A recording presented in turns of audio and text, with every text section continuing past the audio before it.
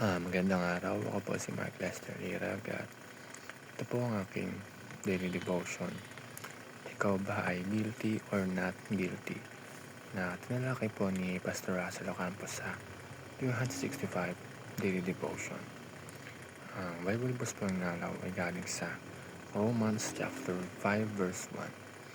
Sabi po ay, "Therefore, being justified by faith, we have peace with God through our Lord Jesus Christ." Um, ang topic po ngayong araw is, or concept, is tungkol sa forensic justification.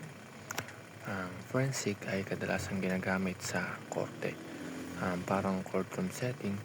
Sa theology, ang forensic justification ay tumutukoy sa legal na deklarasyon ng Diyos. Ang ibig sabihin, kapag tayo ay na-justify, hindi dahil sa kabutihan natin, kundi dahil sa katwiran ni Kristo na credited sa atin. Ang first teaching ngayong araw is, justification is a once for all declaration by God. Hindi ito paulit-ulit na proseso. Hindi ito parang point system na kapag mabait ka, may dagdag points ka kay Lord. Kapag tinanggap mo si Kristo sa pananampalataya, automatic na justified ka.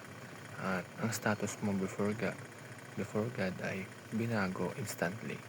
Parang pinirmahan na ang legal papers mo, acquitted, set free, at declared righteous. Pero hindi ibig sabihin na instantly perfect na ang character natin. Hindi ganun. Pero ang posisyon natin sa harap ng Diyos ay binago na at final na iyon. Isang beses lang pero panghabang buhay ang epekto. Ang second teaching is, we are justified by faith in Christ, not by works. Walang amount ng mabuting gawa ay makakapagligtas sa atin. Kahit pa araw-araw kang mag-volunteer, kahit pa perfect attendance ka sa church, kung wala kang tunay na pananampalataya kay Jesus, you're still guilty. Kaya sobrang importante na ang puso natin ay naka-anchor sa Kanya.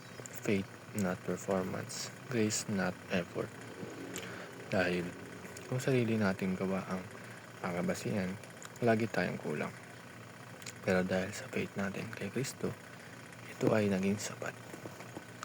Ang last teaching is, Christ's righteousness is credited to us.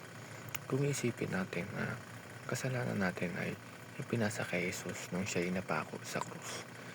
Minako niya ang parusa na dapat sa atin. Pero hindi lang iyon, ang katwiran niya ipinasok sa account natin. Imagine natin na may utang ka na milyones. Tapos biglang may isang taong nagbayad nito, at hindi lang yun, nilagyan pa ng milyon savings ang account mo. Ganun ang grace ni Lord. Hindi lang tinanggal ang guilt natin, bagkus ay binigyan pa niya tayo ng righteousness. Yun lamang po.